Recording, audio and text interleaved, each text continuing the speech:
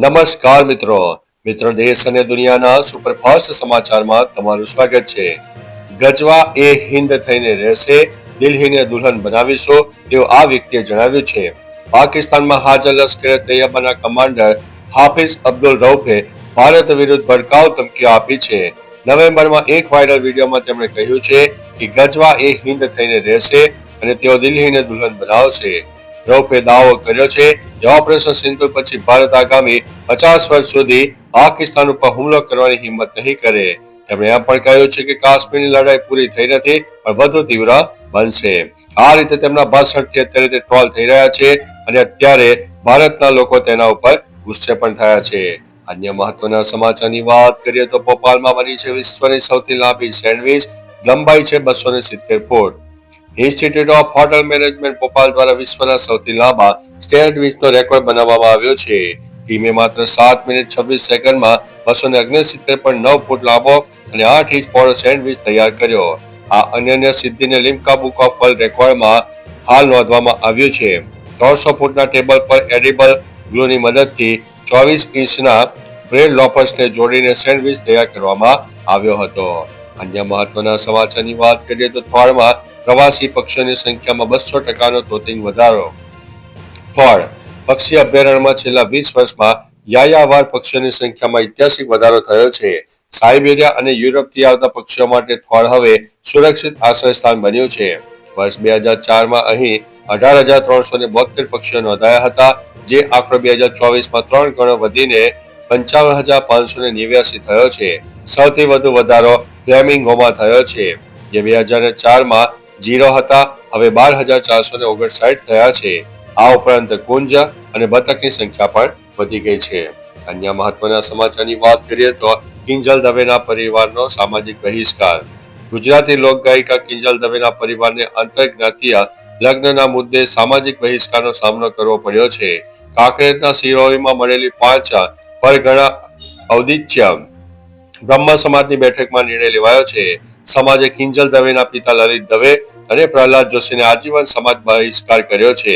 સમાજે સ્પષ્ટ કર્યું છે કે હવેથી કોઈ પણ સામાજિક પ્રસંગમાં આ પરિવારોને આવકારવામાં આવશે નહીં। અન્ય મહત્વના સમાચારની વાત કરીએ તો વૃદ્ધે આતંકીને દબોચીને બંદૂક છીનવી લીધી, વિડીયો થયો છે વાયરલ।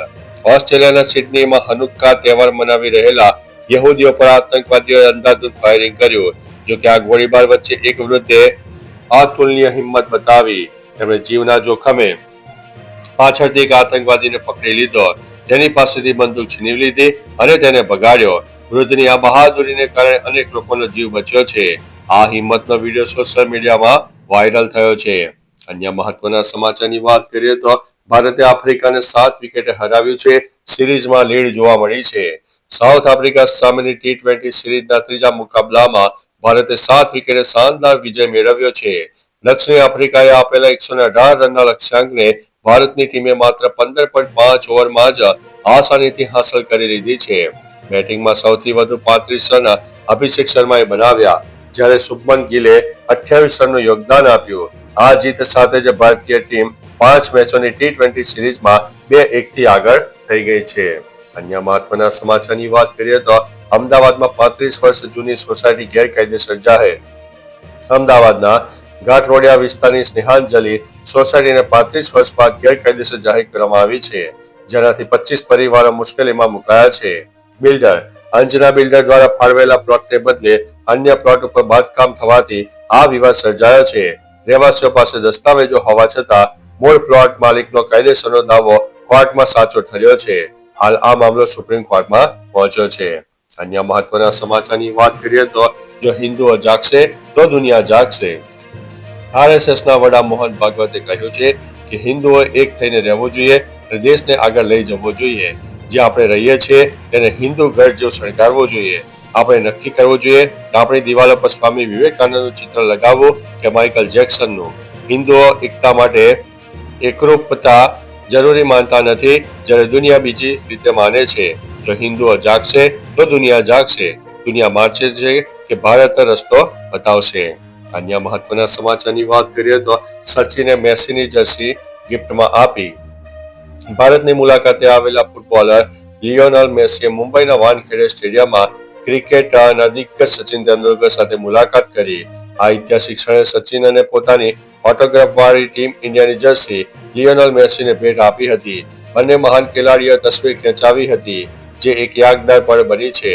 મેસી આ પહેલા ભારતીય ફૂટબોલર સુનિલ છત્રી અને મહારાષ્ટ્રના મુખ્યમંત્રી દેવેન્દ્ર ફડણવીસ સાથે પણ મુલાકાત કરી હતી. મિત્રો, અન્ય મહત્વના સમાચારની વાત કરીએ તો કરોડો કમાવી આપનાર ટ્રકને બંગલાની છત ઉપર મૂક્યો. મધ્યપ્રદેશના જબલપુરના રહેવાસી અમરકાંત પટેલે જે ટ્રકની મદદથી કરોડો રૂપિયા કમાયા છે અને 15 વાહનો ખરીદ્યા છે, તે ટ્રકને સન્માન આપવા માટે પોતાના નવા બંગલાની છત ઉપર ગોઠવ્યો છે. 2011માં ખરીદેલો આ ટ્રક અમરકાંતની સફળતાની નિશાની છે.